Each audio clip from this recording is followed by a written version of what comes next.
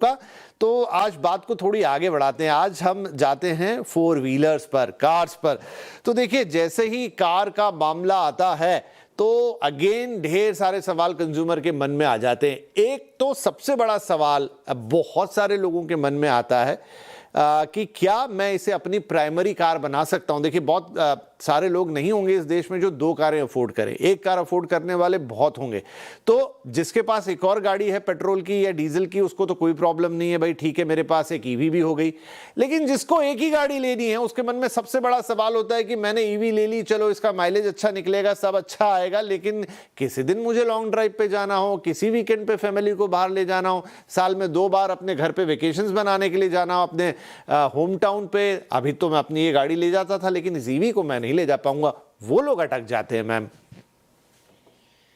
जी, actually जिसका running ज्यादातर city में हो, ऑफिस से घर ज्यादा हम जाते हैं, ज्यादा रनिंग नहीं होता है, और यदि घर में या ऑफिस में चार्जर हो तो ईवी लेना आई थिंक सेंसिबल होता है।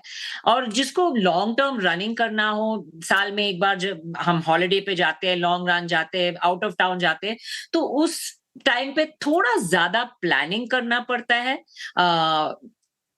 पेट्रोल तो हम कहीं भी रुक के भरवा सकते हैं, पर चार्जिंग स्टेशंस भी अभी बढ़ रहे हैं, अपने हाईवेज पे बढ़ रहे हैं, तो थोड़ा ज्यादा प्लानिंग करना पड़ता है। रुक के एक चाय कॉफी पी के हम चार्ज भी करवा सकते हैं ऑन द वे, तो इतना ज्यादा तो प्रॉब्लम नहीं है।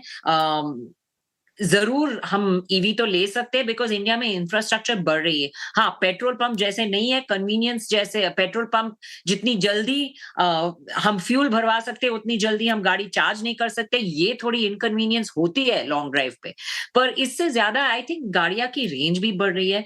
अगर हम समझो बॉम्बे पूना अगर हमें करना हो, तो आजकल की गाड़ियां इजिली ये जर्नी कर सकती है, आप वहां पहुंच के फिर चार्ज करके फिर वापस रिटर्न आ सकते हो। तो 180-200 किलोमीटर्स के जर्नीज जो होते हैं, आई थिंक उसमें प्रॉब्लम ही नहीं होता है। उससे ज्यादा लंबी जर्नीज होते तो हाँ, रुक के रिफ्यूल करना पड़ता है। और ईवीज का ये भी देखना पड़ता है कि जा कहाँ रहे हैं, बिकॉज अगर ज्यादा हिली टेरेन हो तो उसमें कंजम्पशन ज्यादा हो जाता है ईवीज का। तो आप कहाँ जा रहे हो, कैसे टेरेन है, कहाँ चला रहे हो, ये सब ध्यान में रखते हुए थोड़ा प्लानिंग करना पड़ता है।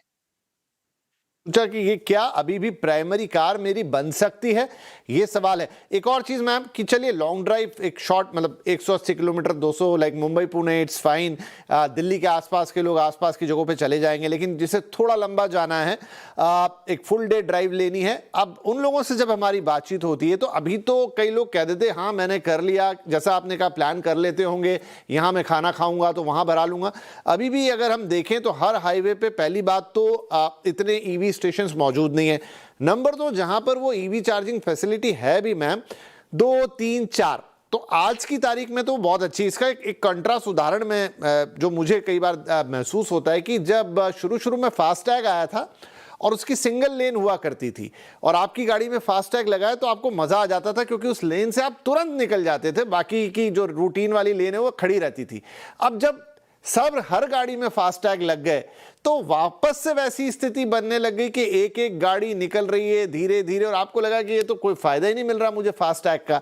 अभी तो ठीक है, बहुत ईवीज नहीं है, 2 कहीं आपको चार्जर मिल गए तो भी आपको चार्ज, लेकिन जिस दिन ईवीज बढ़ गए उस दिन वो 2 चार्जर काम नहीं करेंगे। पता चला आपको कई घंटों का इंतजार लग गया ऑन द वे अपनी ईवी चार्ज कराने में। तो क्या अभी उसके लिए उस लेवल का इंफ्रास्ट्रक्चर भी हमें फिर डेवलप करना पड़ेगा जहां पर fast chargers, number of chargers, her 2 kilometre 4 kilometre में जैसे पेट्रोल पंप मिलता है उस तरीके से चार्जर मिले, नहीं तो फिर ये कहानी आगे नहीं बढ़ेगी। ये तो सही बात है कि इंफ्रास्ट्रक्चर रेडी नहीं है कि हर एक आदमी ईवी चलाए इंडिया में। इसके लिए टाइम लगेगा, और जो आप सही बात बोल रहे हैं कि जैसे जैसे बढ़ते हैं ईवीज वैसे चार्जिंग इंफ्रास्ट्रक्चर पे लोड आ रहा है, और इतने चार्जिंग स्टेशंस है नहीं कि वो लोड ले सके कि ज्यादा ईवीज रोड पे आए। तो ये इंफ्रास्ट्रक्चर का मामला है, और आई थिंक गवर्नमेंट बहुत हेल्प कर रही है और सब्सिडीज भी दे रहे हैं, पर टाइम लग रहा है इसे डेवलप होने में। और ये जैसे इंग्लिश में हम कहते हैं चिकन एंड एग स्टोरीज है, ज्यादा ईवीज आएंगे ज्यादा चार्जिंग स्टेशन आएंगे, ज्यादा चार्जिंग स्टेशन आएंगे तो ज्यादा ईवीज आएंगे, यही चक्कर में हम गोल गोल घूम रहे हैं। पर आई थिंक अगर आप ब्रॉडली देखें तो ईवीज भी बढ़ रहे हैं, चार्जिंग इंफ्रास्ट्रक्चर भी बढ़ रहा है। हाँ, एक बात तो सही है, पेट्रोल गाड़ी की जितनी कन्वीनियंस नहीं है ईवी में आज के जमाने में, और इसे बनना टाइम लगेगा, इंफ्रास्ट्रक्चर को कैच अप करने में टाइम लगेगा।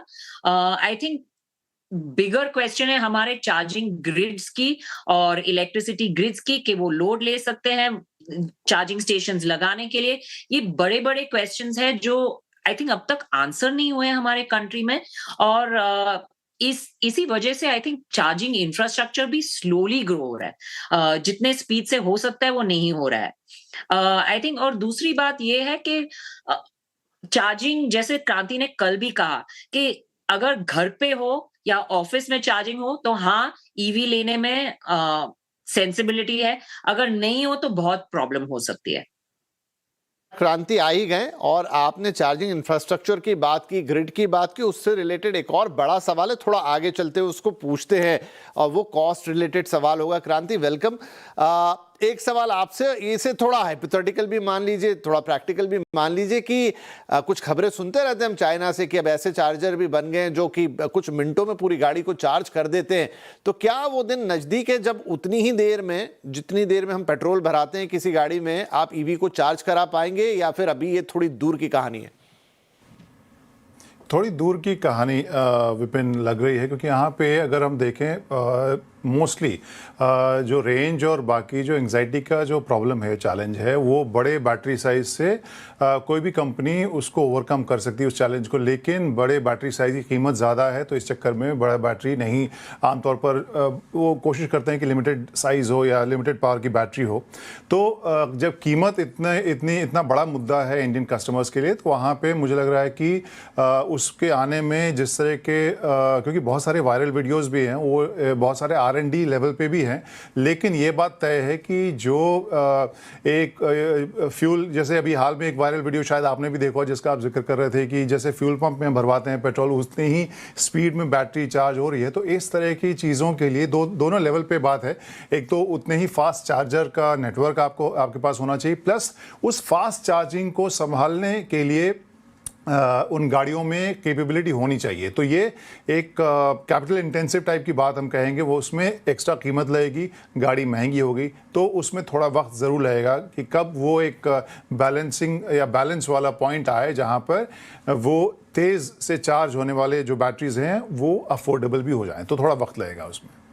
एक सवाल जो मैंने कहा आगे पूछूंगा, अब आई गई बात वहां तक तो मैं पूछ ही लेता हूं, क्रांति आप ही से पूछ लेता हूं कि अभी मैम ने कहा कि वो ग्रिड पे लोड आना, वो ग्रिड हमारी उतना संभाल पाएगी कि नहीं जब ईवीज बहुत बढ़ जाएंगी, हर दूसरा आदमी जब ईवी लेने लगेगा। एक और चीज़ मुझे लगती है कि आज तो आपको ईवी बड़ी कॉस्ट इफेक्टिव लगती है जब कैलकुलेशन करते हैं, जो भी वो यूनिट पर यूनिट कॉस्ट है, लेकिन जब बहुत लोग ईवी चलाने लगेंगे, बहुत बिजली की जरूरत होगी। पहले हमने सीएनजी में भी ये देखा कि सीएनजी की कॉस्ट भी बढ़ते बढ़ते बढ़ते ना बहुत सारे लोगों को पिंच होने लग गई है उनके, क्योंकि थोड़ा बहुत पेट्रोल भी भराना पड़ता है गाड़ी में, सीएनजी गाड़ी अकेले सीएनजी पे चलती नहीं है, सीएनजी की कॉस्ट बढ़ गई। तो उनके जो कैलकुलेशन थे ना, जब उन्होंने गाड़ी खरीदी थी, जितना कॉस्ट इफेक्टिव लगती थी, वो धीरे धीरे कम हो गया। क्या ईवी में भी आज तो आपको अच्छा लग रहा है, लेकिन जैसे ही ईवी की संख्या बढ़ेगी, ग्रिड पे लोड बढ़ेगा, ज्यादा पावर कंजम्पशन होगा, तो सरकार भी कह सकती है कि भाई अब आप ईवी चार्ज कर रहे हो ना, ये एक अलग मीटर लगा रहा हूं, 40 रुपए आएगी, 50 रुपए कॉस्ट आएगी, तो आदमी को तब लगे कि अरे यार ये क्या हो गया। ऐसा हो सकता है क्या? वो विपिन, मैं आपको बताऊं कि वो एक तरह से अभी से ही वो सच्चाई आपके सामने है। क्यों मैं कह रहा हूं? क्योंकि आप अगर देखें, कई सारे मैन्युफैक्चरर्स आपको साल भर की बिजली फ्री देते हैं, और वो साल भर की बिजली फ्री इसलिए देते हैं क्योंकि वो आमतौर पर वो जो पब्लिक चार्जर्स है वहाँ से आप अपनी गाड़ी चार्ज कर सकते हैं। वहाँ पे अगर आप फास्ट चार्जर्स के ऊपर जाएं तो फास्ट चार्जर्स बहुत ज़्यादा अफोर्डेबल अभी भी नहीं है। अगर आप अपने ईवी को अफोर्डेबल बता रहे हैं या बाकी आइस व्हीकल से कहीं ज़्यादा सस्ती गाड़ी बता रहे हैं, तो उसमें एक बहुत बड़ा जो फैक्टर है वो आपकी होम चार्जिंग का है। जैसा टाटा मोटर्स, MG, अगर आप अलग अलग कंपनियों की बात करें, मोस्टली वो 90% के ±5 अगर आप परसेंटेज देख लें, ऐसी जो चार्जिंग है वो घर पे हो रही है। तो वो अफोर्डेबिलिटी जो है वो उस वजह से भी है। अभी तो एक पहलू वो है। दूसरा पहलू ये है कि आप पेट्रोल डीजल की कीमतों को अभी के लेवल पर ही मान रहे हैं। मैं बहुत बड़ा ईवी का जो मैं कहूँगा फ़ैन नहीं हूँ, लेकिन मैं जस्ट फॉर आर्गुमेंट से कि मैं कहूँगा कि जिस तरह से आप बिजली की कीमतों के बढ़ने की बात कर रहे हैं या बिजली की अवेलेबिलिटी के कम होने की बात कर रहे हैं, वैसे ही आपको देखना होगा कि पेट्रोल डीजल की कीमतें भी तो बढ़ेंगी। तो वहाँ वो जो कंपैरिजन होगा वो बहुत ही रिलेटिव होगा उस आने वाले कल के लिए। लेकिन उसमें एक बड़ी जो तस्वीर मुझे ये नज़र आ रही है कि अगर आप देखें तो जैसे टोयोटा के कैलकुलेशन बार बार टोयोटा बहुत ज़ोर शोर से कहती है कि अगर वेल टू व्हील आप देखें तो अभी भी बहुत ज़्यादा क्लीन नहीं है ईवी उनके हिसाब से।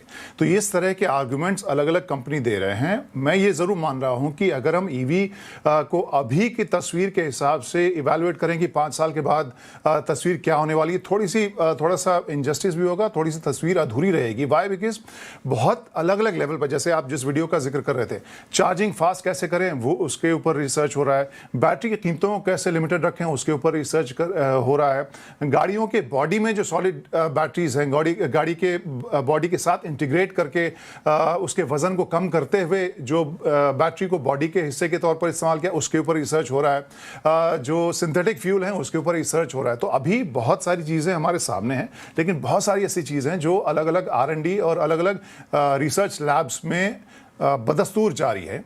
तो आने वाले वक्त में मुझे लगता है कि वो जवाब कोई अगर ठोस कह रहा है कि उसके पास 100% जवाब है, आई डोंट थिंक कि वो सही कह रहा है। ठीक। अच्छा, सभी दर्शकों के लिए भी और मेहमानों के लिए भी कि ये सारे सवाल जो मैं पूछ रहा हूं या डिस्कस कर रहे हैं ये आपके डिसीजन को अच्छा बनाने के लिए है। ये सारी बातें जो आपके मन में आते हैं वो अपने एक्सपर्ट से हम यहाँ पे पूछ रहे हैं।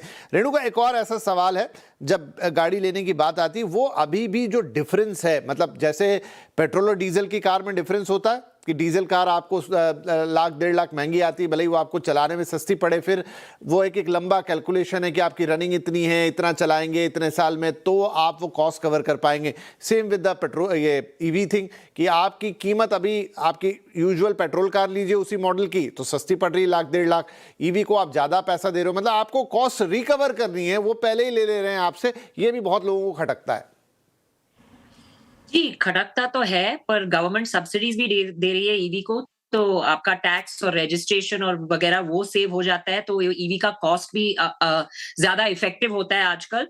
और अगर आप उसका कंपैरेटिव देखें, बिकॉज चार्जिंग जैसे कि क्रांति ने कहा, अगर आपको होम चार्जर हो तो आपका रनिंग कॉस्ट बहुत ज्यादा कम हो जाता है, बिकॉज आज के माहौल में फ्यूल कॉस्ट जो राइज होते जा रहे हैं, और अगर ऐसा रहा पश्चिमी वॉर का माहौल और अगर फ्यूल के कॉस्ट बढ़ते जाते हैं तो ईवीज डेफिनेटली फार मोर इफिशिएंट और फार मोर प्राइस इफेक्टिव होंगे।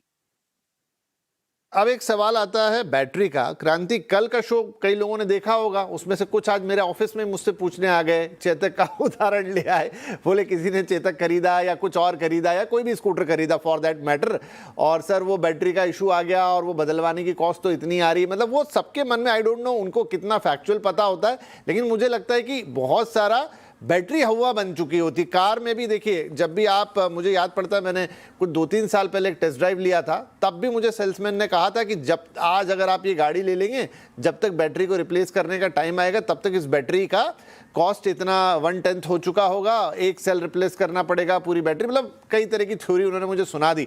आई डोंट नो कि वो सेलिंग टैक्टिक्स होते हैं या सच में कुछ ऐसा होने वाला है। और यही सबसे बड़ा सवाल ईवी कार्स में भी लोगों के मन में है कि किसी दिन बैटरी की अगर रिप्लेसमेंट लग गई तो मुझे तो ऑलमोस्ट नई कार जितना ही पैसा देना पड़ेगा। विपिन, बिल्कुल सही आपने जो बात कही, क्योंकि ये रेलेवेंट इशू है। अब हम यहाँ बैठ के स्टूडियो में कुछ भी डिस्कस करें, मैं अपने हिसाब से डेटा कुछ भी डालूं, लेकिन जिसके जो 10 लाख 5 लाख 18 लाख जो पैसे लगा रहा है किसी ईवी में, उसके लिए जो वरी है वो अलग लेवल का होता है और वो हर एक बारीकी में जाना चाहता है। लेकिन इसका एक दूसरा पहलू ये है कि इस इशू को, इस एंग्जाइटी को या इस हेजिटेशन को कार कंपनियों ने भी समझा है, और ये बहुत कॉमन सवाल है। और इस वजह से अगर आप देखें तो हाल फिलहाल में 3-4 कंपनीज ने क्या किया है कि वो बायबैक का ऑफर दे रही हैं। यानी आप 5 साल में, 6 साल में आप अपनी गाड़ी वापस बेच सकते हैं। बैटरी एज अ सर्विस का ऑप्शन दे रही है, यानी आप बैटरी मत खरीदिए, क्योंकि आप बैटरी एज अ सर्विस जब ले रहे हैं तो आप उसका बस किराया दे रहे हैं, सब्सक्रिप्शन फीस दे रहे हैं, और जिस दिन बैटरी बदलने की बारी आएगी वो बैटरी बदलेंगे। इसके अलावा ये हो रहा है कि पूरी की पूरी गाड़ी ही आप वापस कंपनी को वापस कर सकते हैं। और इसके अलावा जो कॉमन हमने सभी अक्रॉस द बोर्ड देखा है, वो बैटरी के ऊपर, मोटर के ऊपर लंबा एक लंबी जो एक वारंटी है 7 साल की, 8 साल की, इस तरह के ऑफर्स वो दे रहे हैं। तो इस जो फिक्र की अगर हम बात करें तो बहुत ही वाजिब और बहुत ही जेन्युइन सा सवाल है कि बैटरी अचानक या बैटरी एक टाइम पर जाकर उसका जब उसकी कैपेसिटी कम हो जाएगी तो क्या होगा, उसकी बदलने की कीमत बहुत ज़्यादा होगी। तो यहाँ पर इन कंपनियों ने ये किया है। वैसे एक छोटा सा टेक्निकल पॉइंट यहाँ और जोड़ना चाहूँगा विपिन, क्योंकि हाल फिलहाल में अगर आप देखें हमारा सबसे कॉमन कंपैरिजन होता है मोबाइल फ़ोन से ही। अगर मोबाइल फ़ोन की बैटरी भी अगर आप चेक करें तो उसका हेल्थ 2 साल में आप देखें कि 100% से या 98% से आपका 86%, 84% आएगा।